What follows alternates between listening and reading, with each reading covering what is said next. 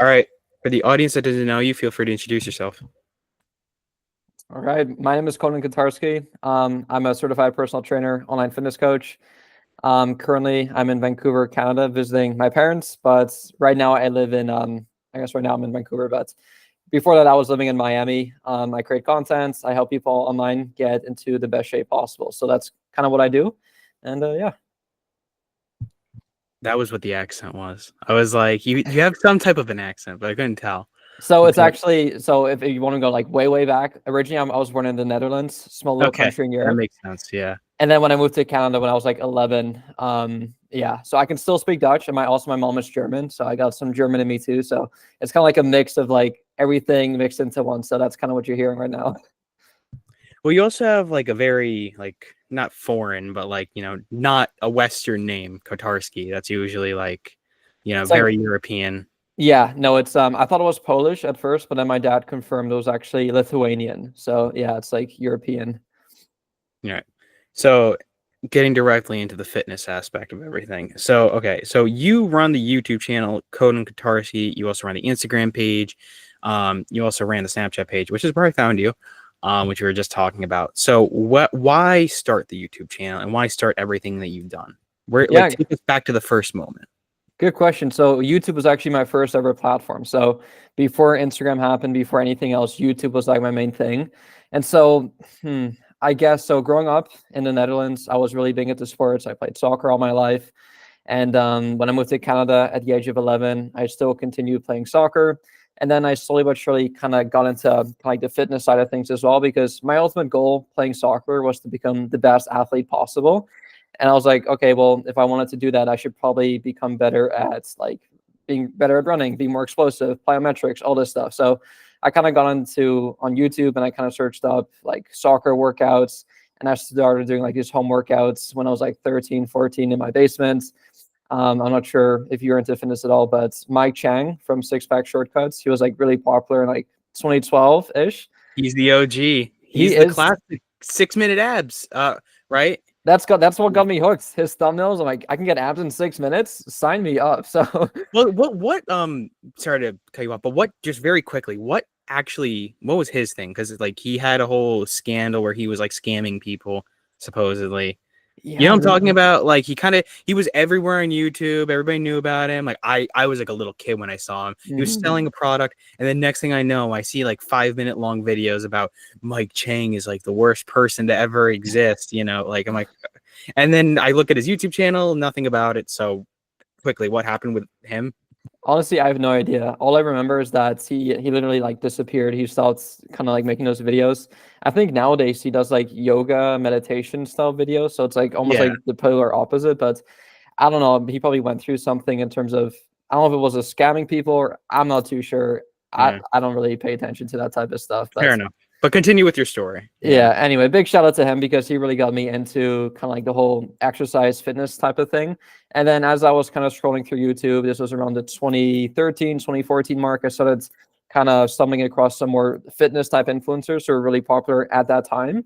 A couple names that I still kind of look up to today: Christian Guzman, who obviously owns like Alpha Land, Alpha Elites, Chris Jones, Beast Mode, whatever, and then some other YouTubers. And then I kind of like got hooked on like almost like watching their vlogs. And I was like, this is so cool. They're showing like day in the life videos, or like showing like full day of eating videos. And I was like, this is so cool. And then I just kind of kept watching them like every single day after school. I look forward to doing that.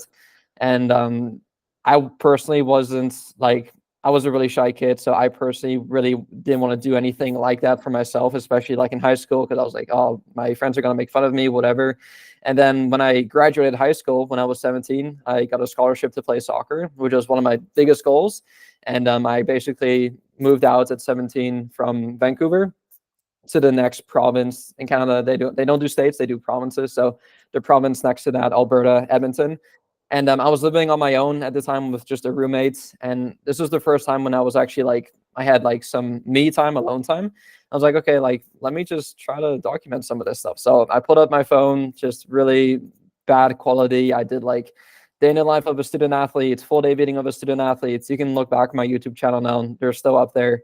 Definitely really cringy, but they're still there. And that's kind of like when, at least that's kind of what sparked me from doing it, like seeing all these influencers, Christian Guzman, kind of make these videos. And then when I was 17, I decided, you know what, like I'm kind of like alone right now. I got no one to really judge me, at least in person. Of course, online they can, but I was like, yeah, this is a good time for me to start.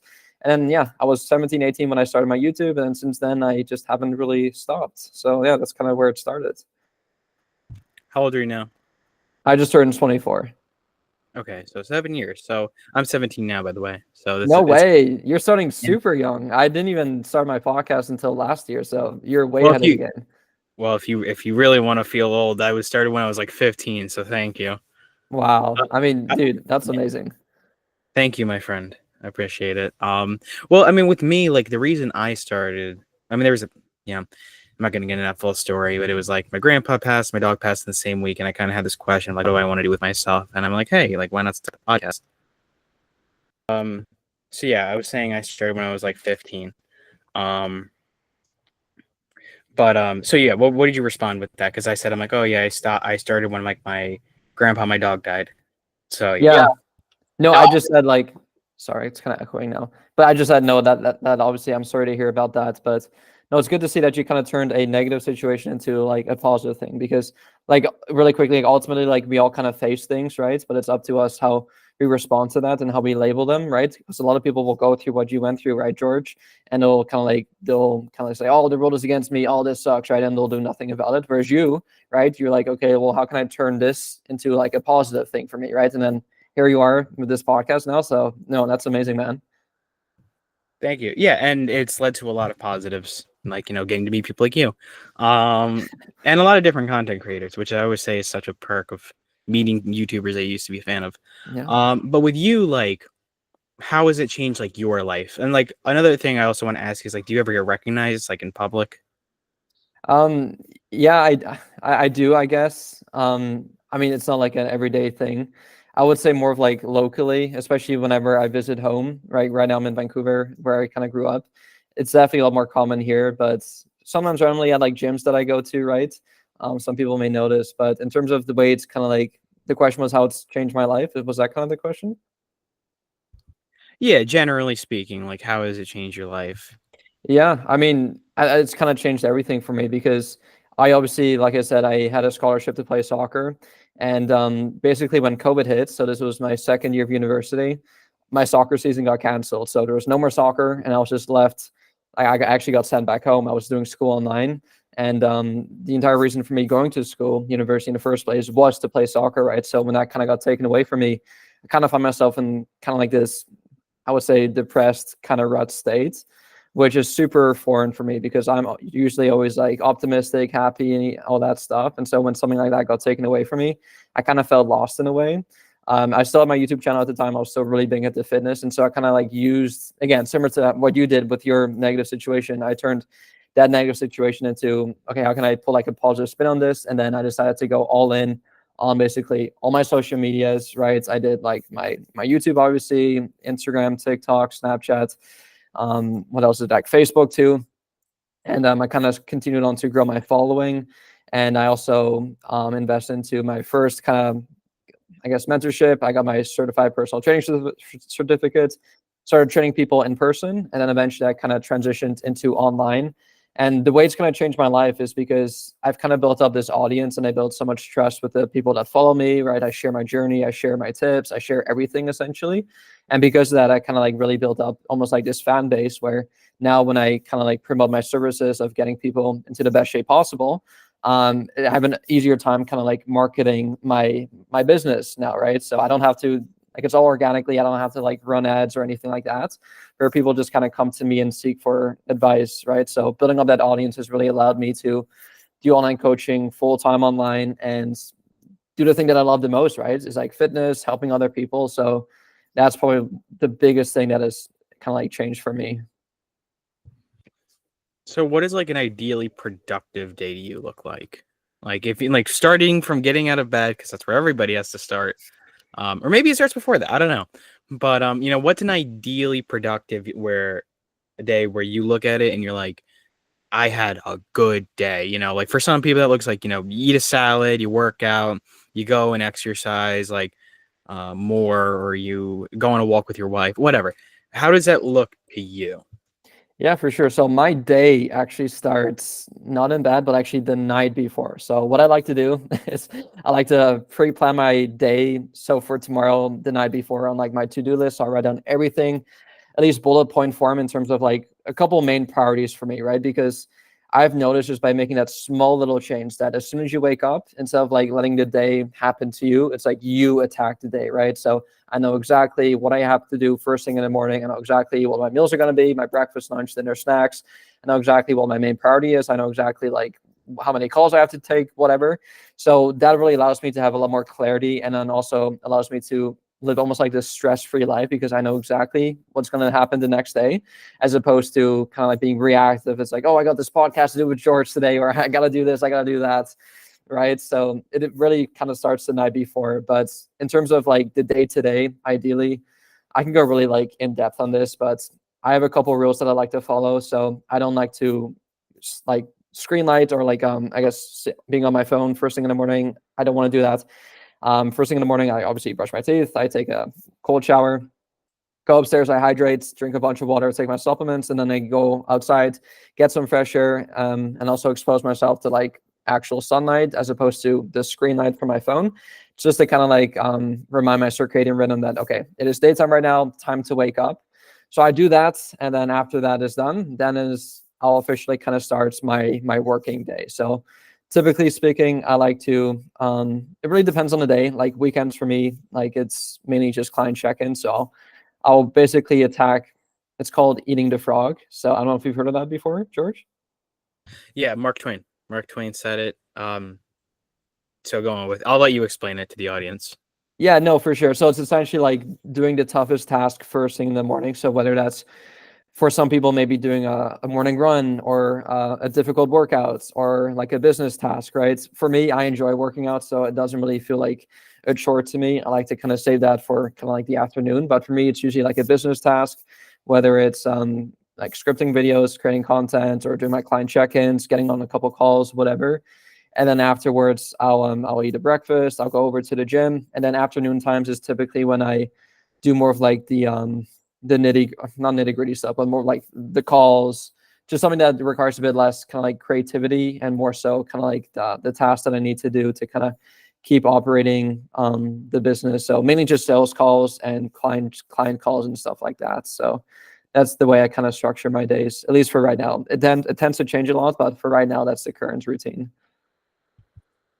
So, do you have any like morning health advice? Like, you know all those morning routine videos where it's like you wake up, you take, I don't know, creatine, coffee 90 minutes later, you do this, you do like what do you see as like your morning like boost? Do you drink coffee at all? Yeah, so I drink coffee sometimes. It's not an everyday thing, but when I do drink coffee, is what I like to do is I don't like to have it first thing in the morning. I like to delay my caffeine intake at least by an hour or two because essentially, as soon as you wake up, your cortisol levels are like really, really high. And if you consume caffeine right away, it may not hit you as hard, and you may also experience like a crash afterwards, which I kind of like experienced firsthand, which is not ideal. And so what I've done is whenever I do drink my caffeine is I like to wait a bit. I drink my water first, go on my walk first. I do a couple of things first. And then after 2 hours of waking up, then I'll have my first kind of cup of coffee. It hits me a lot harder and it's a lot more smooth across the day, and I don't really experience any crashes. So that is what I do. That's like kind of my caffeine protocol, but I don't have it every day. And I don't really have any superstitions either, because I don't like to almost like rely on a routine. Sure, there's a couple basic things I do, like hydrating, right, brushing my teeth. But beyond that, I don't do anything like crazy of like doing push-ups or morning run. Sometimes I'll do some exercise in the morning. Sometimes I won't. I'm not too superstitious with that. Are you a night shower or a morning shower? I do both. I do both. So you shower twice a day? Yep, yep. And both of them are cold. I can tell your hair always looks like super fresh. It looks like you just dried it off. Yeah, that's just Um, the way it flows. that's good though. No, I'd rather that than what a lot of people tend to do, which is not shower enough, unfortunately. But Yeah. some days I'll shower twice. But why do you shower twice though? Well, so in the mornings, I like to do it because, yeah, like the morning shower, it feels amazing afterwards. Just like first thing in the morning, it's almost like kind of similar to like eating the frog, where it's like you do a difficult task and it just kind of like sets up the day, and you kind of feel confident, you feel ready to go, you feel refreshed. So that is the reason why I do the morning shower and then night shower, because obviously I exercise, I work out, I go on runs almost every day. So I don't want to be going to bed stinky, smelly. I couldn't do that. So that is why I do the 2 showers. Cold showers? Yeah. They're all cold. They're both. Yeah. All of them are cold. Yeah. That's good. So I've done the whole cold shower things for like years now. So Right. it is still cold. Like, don't get me wrong. It doesn't get any warmer just because you do it for longer, but it's just like, kind of like a habit where it's like, okay, every time I shower, I associate showering with cold exposure, essentially. Right. So yeah, I've done it for years now, and it just makes me feel good. Not So, for any health benefits, if that's what you're asking. I'm oh, not sure if there are any, but it's just something that I like to do. that's interesting. Most people only do it for the health benefits. So how come you do it then? Again, going back to what I said earlier, like it makes me feel good. It makes me feel refreshed, rejuvenated, re-energized. Like I feel like you can get pretty biased if you do something, you can find any kind of like study to showcase why the thing that you're doing actually has benefits to it. Right. But I don't do it for any of those type of reasons. But yeah. So what advice, now moving away from like the morning routine, what advice would you give generally to like a young person, or like yeah, what advice would you give to a young person In what context? in life, like life advice that you might give? That's a really broad question, because it really depends on like what their goal is, what they want to do. Because I am not a life coach. I'll be completely transparent with you. Like, I only help individuals in a specific thing that is like my expertise when it comes to like health, fitness, specifically weight loss. But I couldn't tell anyone, like, for example, like I couldn't tell anyone how to like operate a car or fix a car or that type of thing, right? So it really depends on like what advice they're kind of looking for. Are they looking to lose weight? Are they looking to gain muscle? Are they looking, because again, certain things I cannot help with, right? So it depends where we want to kind of give them advice for. Well, I was talking like, creatively, like if you were to go back to your younger self and be like, okay, like here's how you should like look to like start setting up your life. I would definitely identify what's kind of like what excites you, what really like gives you fire under your belly, right? And I think for a lot of people, they put a lot of pressure for themselves where they try to almost like, I think it's really important, especially for young people, and I did this myself as well, just to experiment with a lot of things, right? Because you never know what you truly enjoy doing or truly what your passion is until you actually, I like using this analogy. You have no idea what the best apple is if you've only had one apple, right? You should probably taste all the apples in the world. And then once you've done that, now you can comfortably and confidently say that, okay, out of the 50 apples I've tried, the Fuji apple is the best one. In my opinion, it's the Pink Lady apple, but you know what I mean? So like you have to really experiment and try with a bunch of different things.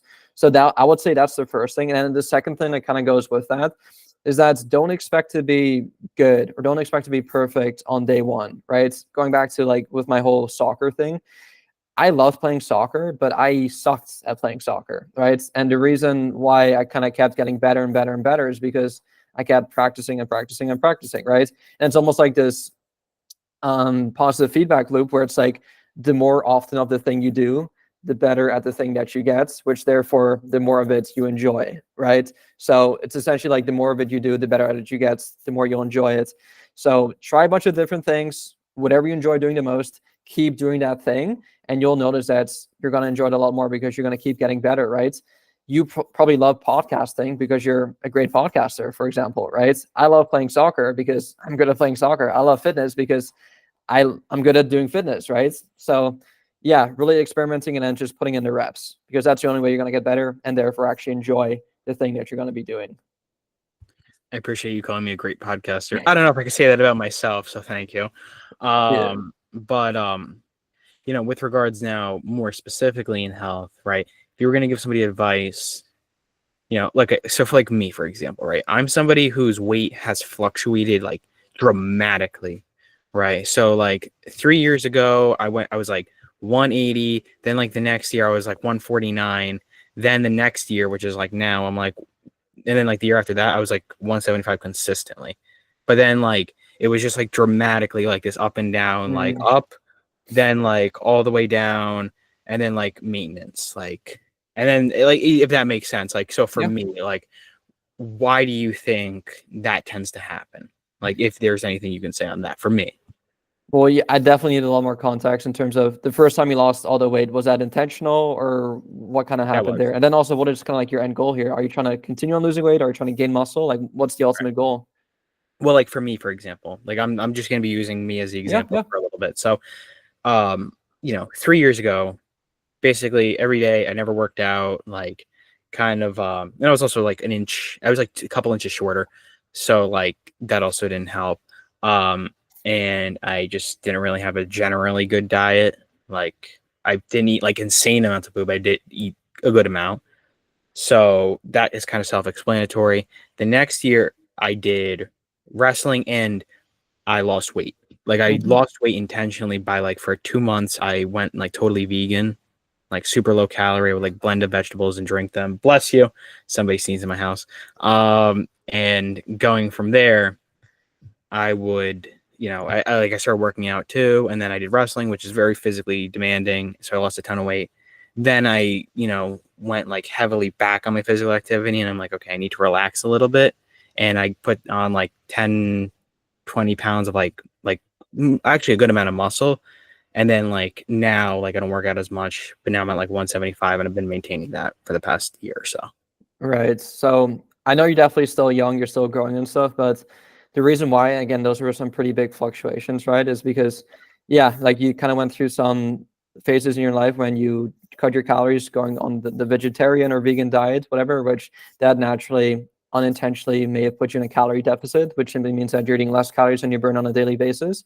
And on top of that, when you add on more exercise on top of that, right, the exercise, which can also further increase your total daily calories burned throughout the day, can put you in like that deeper deficit, which that ultimately results in weight loss, essentially, right? When it comes down to either weight gain, weight loss, weight maintenance, it all comes down to calories in, calories out. So if you want to gain weight, obviously you should be in a calorie surplus, which means you're eating more calories than you burn. If your goal is to lose weight, then obviously being in a calorie deficit, which means you're eating less calories than you burn. And so sometimes just subconsciously that may happen due to, again, an increase in expenditure through exercise or a decrease in just food intake of calories through maybe trying different diets, right? So I would assume that is probably what happens with you there.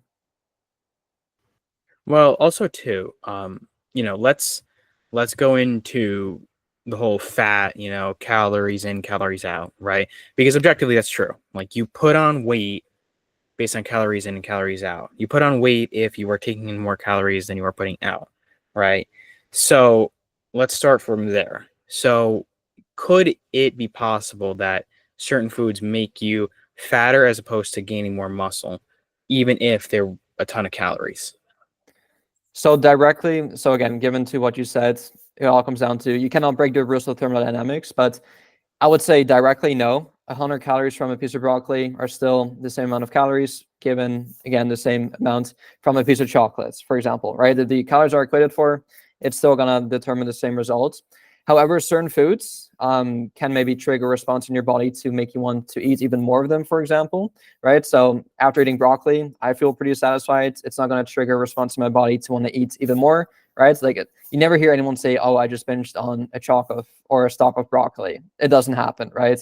Whereas more than likely, people tell me that, "Oh, I binged on my diet." I'm like, "Okay, well, what did you eat?" It's like, "Oh, well, I had this one chocolate bar," and that kind of turned into kind of like a spiral effect where I had multiple chocolate bars, or one scoop of ice cream turned into the entire pint, right?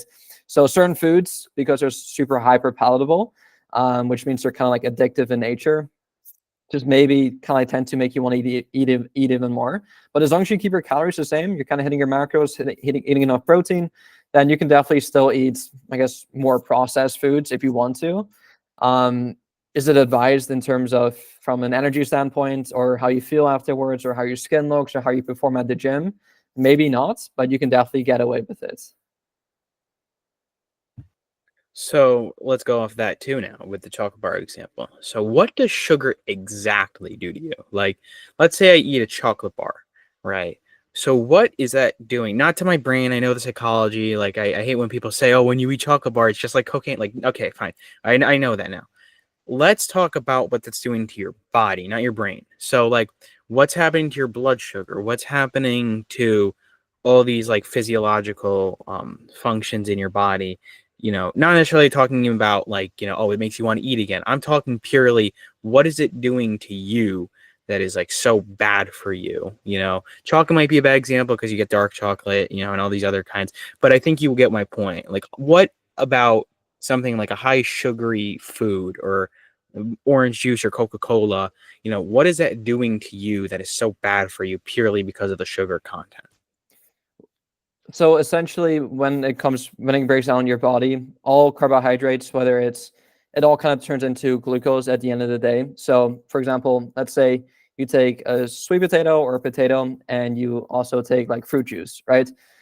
Sweet potato obviously has the added fiber as well, which means it takes a bit longer for your body to like fully break down and digest, but it'll ultimately still convert into glucose in your body. Whereas the carbohydrates, which are sugars, from like a fruit juice or from a chocolate bar, whatever, just kind of like digest a lot faster, which could cause a spike in kind of like blood sugar, and then you may experience a dip afterwards. Whereas if you have an additional fiber from like a potato, for example, it'll just kind of like digest a bit slower for you, but it'll also ultimately break down into glucose in your body, right? So the two different foods, they all turn into kind of like the same thing used for energy. One may take a bit longer to like fully break down and digest in your body, whereas the other immediately gets kind of like into your bloodstream, and then you may notice like a quick spike in energy followed by a crash afterwards as well. But at the end of the day, again, like if we account for the calories, it's still at the end of the day gonna kind of like do the same, but acutely it may have some small little minor differences there. So now let's talk about that, because when you're talking about like, so there's a clip. Do you know who Joey Diaz is?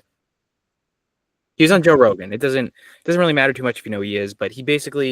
Mm-hmm. So and he had like this whole history of like eating unhealthy, super overweight. But there was a time where he was talking about, because since he was diabetic, he had to monitor like glucose points and like, so when he was doing that, he talked about how blending up a banana and eating a banana are two different things. Now, I don't know if this is true, and this is why I'm asking you, but he claimed that when he would blend up a banana, right, since it was blended up and basically pre-digested, and it wouldn't be absorbed, it wouldn't be like broken down, I guess, by the enzymes in your saliva. I don't know, maybe he's just talking out of his what when he's saying this, but when you blended it up, basically it was like higher glucose points, right, versus when he ate it, right?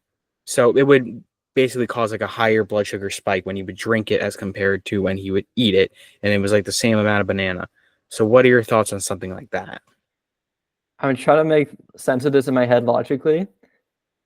It doesn't make sense to me whatsoever, because even if you were to eat a banana, you are still physically chewing it. So at the end of the like, ultimately, the banana will end up in your stomach, whether you chew it first or the blender chews it for you. And again, if it's the same quantity, it's going to do the exact same thing in your body. So I'm really trying to like wrap my mind around this, but I cannot like. I know I'm oversimplifying this, obviously, which I think a lot of people tend to overcomplicate things. I have a really simple approach, but this just sounds way too complex for anyone to even want to consider. If you want to eat a banana, eat a banana. You don't have to pre-blend. Yeah, you don't have to pre-blend a banana. I mean, again, yeah. Well, okay, yeah. I mean, I wasn't the one who said it, so if No, you I say know, I something that know. makes sense, like, it's whatever. But so I'm glad that I asked you. Now I know it's garbage. So I was gonna say that let's talk very generally now about something like willpower. So willpower, determination, drive, motivation, all the sigma male, alpha male, grind Mm-hmm. set motivation words that are used. What have you learned about the mindset of somebody that is truly determined to like reach a goal, like about willpower and determination, and whatever term you want to throw down on it, I mean, they all kind of mean the same thing. So what have you learned about being motivated when you're unmotivated? What have you learned about having drive when you don't want to work? And what have you learned about helping people that you know Mm-hmm. they struggle, you know 100, George, that's a great question, because throughout my years of not only coaching myself but then other people as well, I kind of like ask myself this question as well, where it's like, because I personally don't think that I have any other special superpowers that anyone else doesn't have, right? Because I actually remember I kind of asked myself this question when I went to like this birthday party, and there was like pizza, there was like burgers, hot dogs, and like chips and stuff, and then there was like this salad on the side too. And I just naturally kind of gravitated towards the salad, not even thinking twice about it. And then all my other friends were like, Conan, like, how do you say so disciplined? Like, there's like pizza here. Why don't you have a slice? And I kind of thought about it. I'm like, I don't really have any more willpower. I don't think I have more discipline than you. And so I really thought about the question, and ultimately what I've kind of derived from, and I've of course heard other people say this too, but so you don't really need more willpower. You don't really need any more discipline. You just need to kind of prime your environment to make the healthy choice the easy choice. So a quick example, let's say in your kitchen right now, I'm really, really hungry, right? I know I open up your pantry, your kitchen, or your fridge, and I'm surrounded by chocolate bars, whatever, frozen pizzas, pies, whatever. It's like, if I'm hungry, I go into your kitchen. I mean, like, it is the more convenient for me to kind of eat those types of foods, right? Whereas if you go into someone else's kitchen and I open up the fridge and they have a bunch of meal prep meals in the fridge, fruits, vegetables, salads, all that good stuff, it's like, it's just more convenient for me to eat those types of foods, right? So if you can start to like almost like prime your environment, not just in your house, but then like, and I guess anywhere you go, in your car, your work environments, whatever. And if you're just surrounded by healthy options all the time, you won't really have to rely on kind of like as much willpower or discipline, because it's just the easy choice, right? Because ultimately, the less friction there is towards doing something, the easier it'll be, right? Now going back to the example that I used prior to that, where it's like, okay, well, now I'm actually surrounded by a bunch of junk food, right? What you'll start to notice is, I'll give you this, in the first couple of weeks, even months of starting any new habits, it doesn't just have to be a fitness habit. It could be like anything really, right? There will be some time to kind of get used to eating healthier, or doing a certain habit that you want to start doing, or breaking a certain habit that you want to stop doing, right? But over time, let's say after a couple of weeks and months of doing it, you'll kind of get used to doing the thing where, again, when you find yourself in a situation where you are now surrounded by a bit more junk food, your automatic response is to kind of gravitate towards kind of like the healthier option, because over time as well, your taste buds will start to, your body will essentially crave the foods that you eat most often. So if you're most often eating the whole unprocessed single ingredient foods, you'll start to naturally kind of crave those foods, which I think is amazing, right? Because knowing this, it's like, okay, how can we almost like hack the system in our brain to like make our brain actually crave more of the healthy foods? So you may have to go through some transition time to maybe go through the suck at the start to eat some healthy foods, but then over time, you'll find yourself in a situation where you're craving apples, you're craving chicken, you're craving all these healthy foods, right? Without having to like rely on your willpower and discipline. So that is how I like to look at it, and that's how most of my clients have ultimately kind of succeeded through our program as well, where they kind of go through like this initial phase that kind of sucks at the start, but then over time, it's like, yeah, they don't really have to rely on that willpower anymore. So hopefully that like kind of like answered your question there. So when I did my original weight loss, right, which I do want to actually try and do that again, because I got so lean and it was so cool and I was so healthy.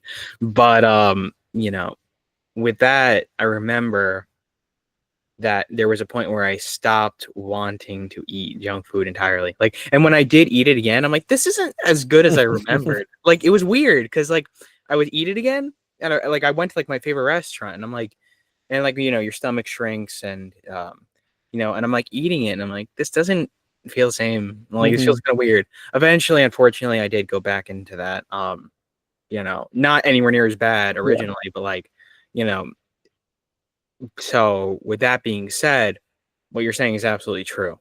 You will start to crave that, and you will start to build good habits based off of that. So now going forward from that, when you get a person, right? Because you get people every day that are asking you, Conan, what do I do? Right? Conan, how do I help myself? How do I get like this body? How do I get that body? So when you're getting people that are really truly, like, what's a commonality of people that are really truly falling back, right? That always, like, they get to a certain point, like maybe even a week, and then they just fall back, and then they just go back to doing the same thing. They like, what is that thing that makes people hit a wall and then they just go back, as opposed to, accepting a failure and then just going forward. Absolutely. Yeah, that's, I would say, one of the most common things you'll see, where you see someone start a fitness journey, but then after a week or so, a month or so, however long it takes, they kind of stop. They maybe mess up on their diet, they mess up something, then they kind of go back to their old habits again, right? What does that tend to happen? What I found most often is that people tend to get really excited at the start of any new journey, right? Especially fitness journey, where it's like they get super ambitious. It's like, I want to go to the gym 6 days a week, take cold showers, ice baths, go on a morning run, meditate, journal, do all this stuff. And yeah, at the start, you're going to be super motivated, and you may be able to keep up with that for a couple days, couple weeks, couple months, even if you're like super on top of it, right? But then as soon as something happens where maybe you eat a bit more food, or you miss a workout, or you miss a run, right? They let that one bad experience, or that one bad meal, that one bad whatever, derail them from getting back on track again. And they'll say, okay, like, I messed up on my diet today. I might as well turn this cheat meal into a cheat day. Might as well turn this cheat day into a cheat weekend. And then before you know it, you're slowly but surely going back to your old habits again, right? So ultimately what it comes down to is just following an unsustainable approach that you cannot sustain for the long term. So always ask yourself this question: whenever you start a new habit, can I sustain this for the rest of my life? Using the diet example. If you tell yourself, I'm going to go on a keto diet, do you really see yourself never eating carbs again? Bread, fries, hamburgers, fruits, vegetables, like all the, like, do you really see yourself never eating those foods again? If the answer is no, I mean, you're going to be like, that sounds psychotic, but I mean, again, if the answer is no, then you should probably not do it, right? So find a sustainable approach that you can see yourself actually doing for the long term. Because when it comes to fitness, the goal is not just to get fit, it's to stay fit, as you can probably attest to, right, George? Like, you felt amazing when you were like healthy, fit, probably saw some definition in like your stomach and stuff, right? But what's the point of being there when you cannot sustain that, right? Because I assume you actually want to sustain the results that you have been working so hard for, right? So we might as well use an approach that we can sustain for the long run, so we can actually sustain and keep those results. So that is why I believe most people tend to kind of fall off track. 100%. Well, with me, like, I started taking breaks, and it was a very slow kind of burnout, Yeah. like, because and it's just like so crazy to me, like, how I went from like one point to the next and to the next. So, and I'm nowhere, like, again, I'm not like, I can't run a mile, like, oh, I'm so unfit. And like, I'm like a lot better than I was originally, but I'm not at where I was at one point either. So with that, what happened for me was I went on this kind of like, all right, like, I'm going to take a break for a little bit. Like, I don't have wrestling anymore. I'm going to slow down a little bit, or, and then eventually that just turned into me kind of being like, that break turned into like not going back as like often at all, which sucked, because like I do wish I had stayed on track with it. I still go to the gym, but I just wish I had stayed more on track with it. And there's still time. But with my approach, what I did when I was vegan for like a month or two, and I lost like 35 pounds or so. Now, my second approach to that was afterwards. I knew I wasn't going to be vegan for the rest of my life. Yeah. So, I then started to eat kind of like light foods. Like, I would eat like rice and like corn and like chicken, right? But I was like super duper light, which I think was also probably part of that. And I was also waking up at 5 a.m. every day. So what do you think of my approach of, going from one thing and then like going into the next, like using one thing as kind of like a foot in the door almost? So are you specifically talking about your transition from being completely vegan to adding a couple more foods into your vegan diet? Is that kind of what you're Yeah, asking? yeah. Kind of like, imagine like somebody goes on like a keto diet and they lose a ton of weight, and then they start like slowly integrating different carbs again. Okay. Well, personally, I'm not a big fan of any specific diet. I'm just always about like a balanced approach, because again, for myself, from all the clients that I work with, again, like, I don't want to live a life where I can never have X amount of food again. And I just think the way psychologically our brains work, as soon as you tell yourself you cannot have a certain food, you start to think about that certain food and start to crave that certain food again. Like, if I tell you, George, you can never have like meat again, it's like, well, what are you thinking about right now? You're probably thinking about meat, right? And again, like, I think if it's through specific phases in your life, or maybe, okay, I'm going to commit to like a 3-month thing, sure, you can do that. But again, why are you creating deadlines on fitness, which is something that we're supposed to kind of like sustain and maintain for the rest of our lives, right? And so I think oftentimes we kind of like set kind of like boundaries, or we almost like implement finite rules to an infinite game, right? It's like, why are we putting like barriers here when it's supposed to be a long-term thing? So for you specifically, George, like, again, given your goals, your situation, I don't really know specifically what those are for you, but I always advise people to have a balanced approach, include all the food groups in your diet, but just take into account the amount of calories you're consuming, because that, again, going back to what we talked about earlier, this will determine whether or not you're going to gain, lose, or maintain your weight. If your calories are kind of like accounted for, you can follow anything, you can eat any food you want. Again, make sure your macros are on point, protein, carbs, and fats, healthy levels. But I think that's kind of like the best approach for most people, because you're not excluding any specific food groups. You're just kind of monitoring like your caloric intake, which ultimately is the most important part. What have you learned about staying motivated? Like how do you, for example, right? Like is there ever, I'm sure there is, like if there's ever a day where you just feel like I can't do this, this sucks, I don't want to do this, right? Everybody has those things. So what do you tell yourself? Like what do you say to yourself that says, you know, I'm going to do this, or I can do this, that gets you into the mindset that you can, or is it just you force yourself into it? Like what is it for you, and or what have you seen to be most effective? Yeah, so I found for most successful people, they just tend to move the goalpost further along every time they hit a milestone, right? Like when I first got into fitness, my goal was to like lose X amount of weight so I could see my abs, for example, right? That was kind of like the goal that got me started, but that is not the goal that kind of kept me going to now, right? So then once I hit that goal, I kind of created a new goal of like, okay, I lost most of the baby fat that I had, the body fats. Now I actually want to focus on building up more muscle, right? So we go from one goal to the next goal, right? Exact same thing we do with all of our clients, where we set kind of like mini goals. We have this long-term goal. Let's say someone comes in, they want to lose 50 pounds. That can be really overwhelming, right? It's like being at the start and like looking at the top of the mountain, like I have to climb this entire mountain. Like that is so overwhelming, right? But if you break this big goal down into smaller bite-sized goals, not only will it feel a lot less overwhelming, now you actually get instant feedback loops, because now you can hit this goal a lot sooner. And guess what happens when you hit a goal? You get more motivated to hit the next goal, right? So it's this positive feedback loop, where you like, and again, you can break the goal down into however small the goal you want to make, right? Like let's say the 50-pound example, we can turn this goal into monthly goals, weekly goals, even daily goals, where it's like, okay, my goal today is to hit my macros, do my workout, and get my steps in. If I do this today, I'm gonna like I accomplished the day, right? And that's going to set you up for the next day, and then the next day. And before you know it, you've lost X amount of weight. And before you know it, after a month, you've lost X amount of weight. And then before you know it, you've climbed the top of the mountain and you've lost the 50 pounds, right? Because you're simply taking the big goal and turning it into smaller bite-sized goals, which kind of kept you motivated along the way. So I think if you can just like reinforce kind of like this positive feedback loop, however you want to do it, right? That kind of keeps you going, I think is the most important part. But I think ultimately just always having something to work towards, right? Because as soon as you stop kind of like working towards something, that's when most people tend to get depressed, right? You hear so many people like that are retired. It's like they get depressed, they get whatever. And that's when they kind of like tend to, kind of have this depressed state, right? So, yeah.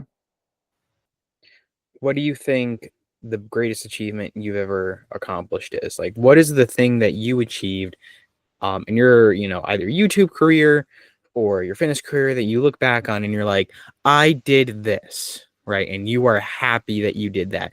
And even though it was like a long time ago or whatever, you still look at that and you're like, this was the achievement and I'm happy. Wow. That I would say that's a really good question. I mean, I could say, oh, there's been a lot of like mini moments, but I couldn't really say one thing stood out the most to me, because I think they all kind of like build off each other. For example, like once I hit this goal of becoming a certified personal trainer, I had the next goal of like getting a couple clients. And then once I got a couple clients, my next goal was to kind of transition them online so I could kind of help them remotely, right? But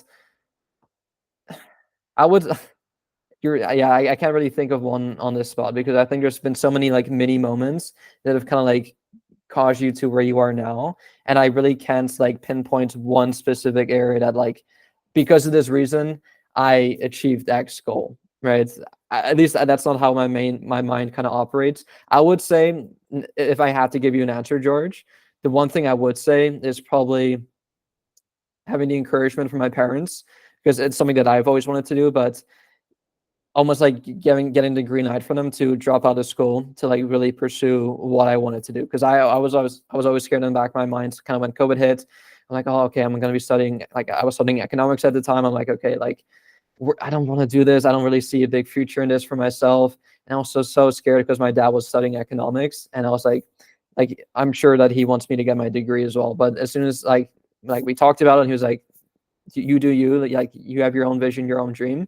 As soon as they kind of gave me that pass, I think that's kind of like when I felt the most free, and when I could really express like what I wanted to do and like really fulfill my own purpose, not for anyone else, but like for me. So I would say that was like the big moment for me. This was back in 2022. Yeah. So going on from that, who do you believe was the most successful client you've ever had, and how were they successful?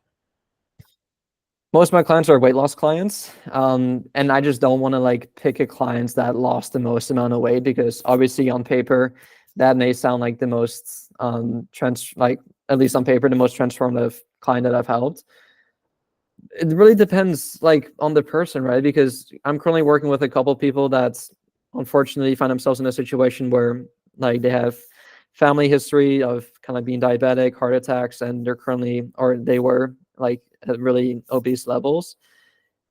I found it a lot more fulfilling being able to help people that are almost in like this situation where, I don't want to say this, but it quite literally is life or death for them, where it's like if they don't take action now, it's like, well, the consequences literally could be death, right? Which absolutely is horrendous to say, right?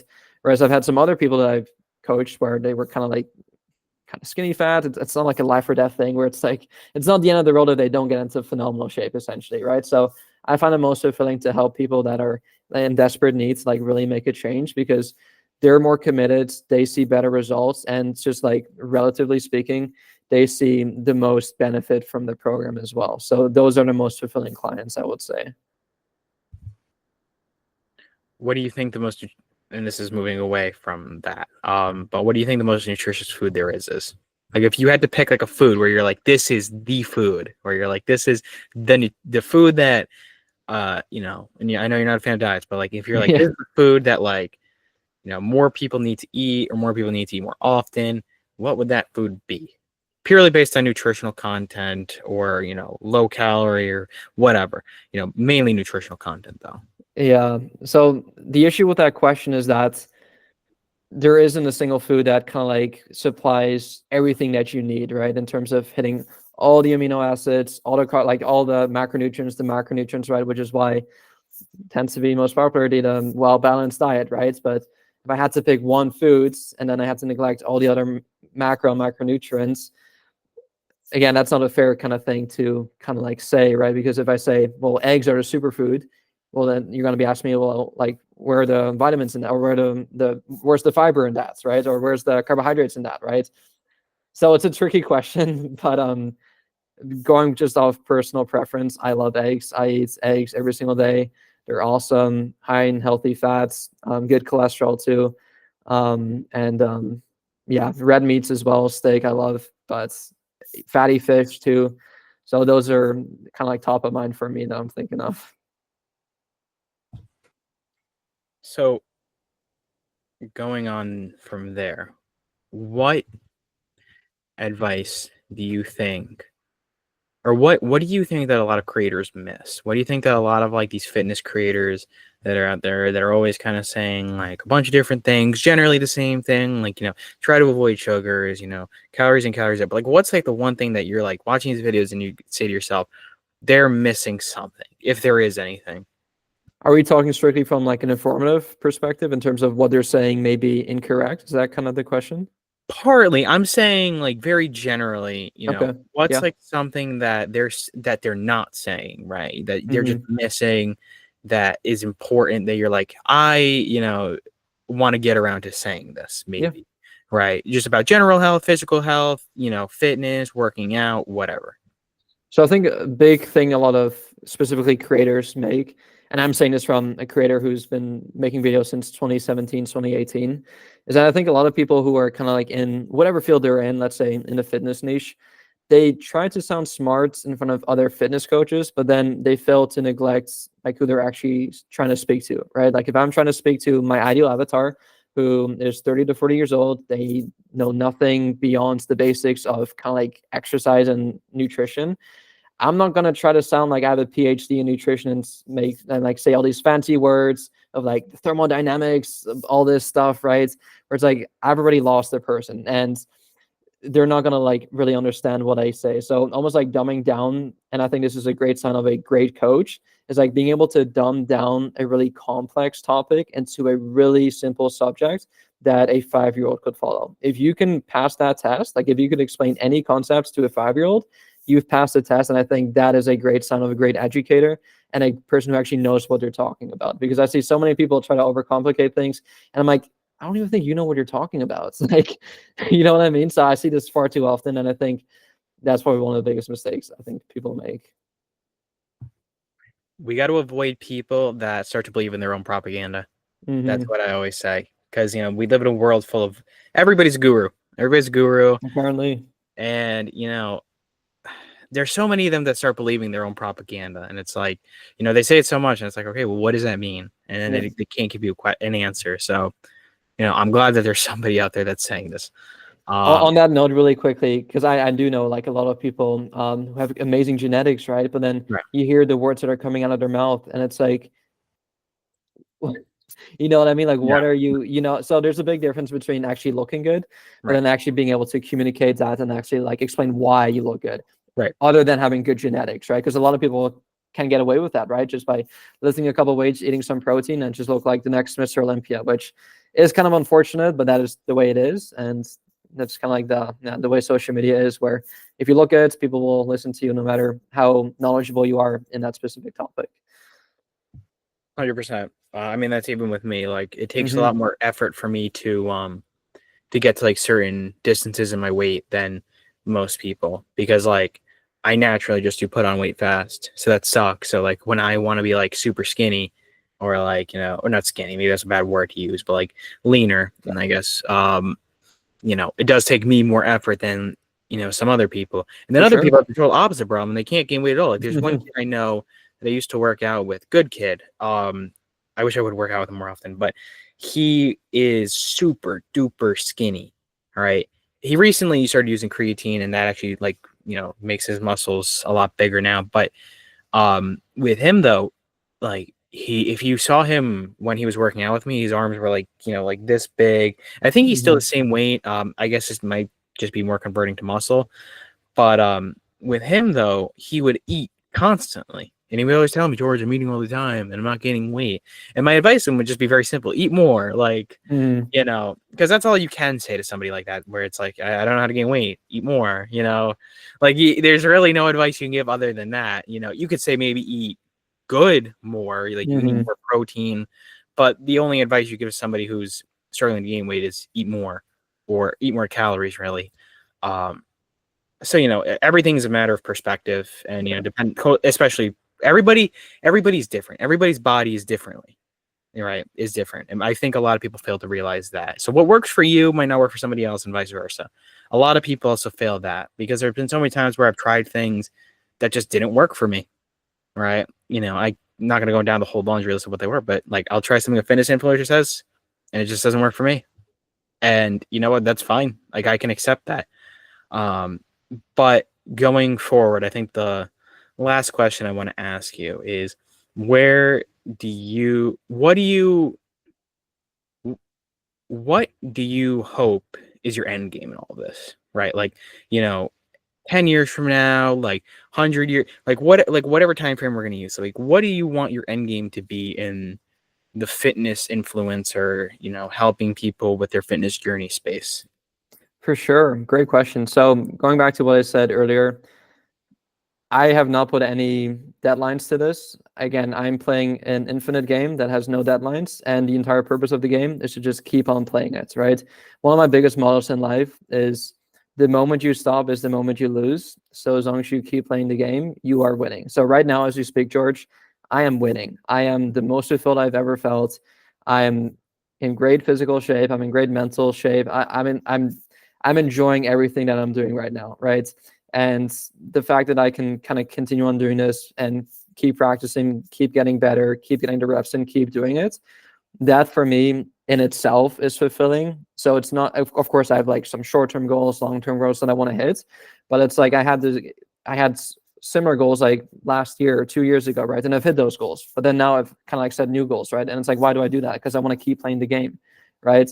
It's like I may have some, okay, I want to hit X amount of subscribers, I want to help X amount of clients, I want to achieve X amount of financial goal, like whatever it is, right? But it's like the goalpost is going to keep moving forward. And I think if you can apply those principles of like an infinite game to whatever game you want to play, I think that the moment you kind of make that mindset shift, I think that is the moment you kind of start winning in however you want to describe it. But that is how I view life. And that's kind of like, once I made that switch, my life has completely changed. Just every single day I'm fulfilled and I'm happy. So I know it's not the answer you're looking for, but that's the way I operate. You know what? I think that's a good place to end off. And I think that's a great answer. You know what? I mean, you might not think so. I thought that was a good answer, though. I think so too. Well, you know what? I appreciate having you on. No, I appreciate you bringing me on as well. I didn't really know what to expect, but I'm glad we had this discussion, and hopefully some people can take value out of what we discussed. I appreciate your stories as well. So I definitely had a good time too. Yeah, no problem, man. And you're welcome back anytime. I'm going to stop the recording. We'll talk a little bit after the show. All right. Any final words to the audience? Nope, not really. Appreciate you guys tuning in, and yeah, keep crushing it. All right. In 3, 2, 1.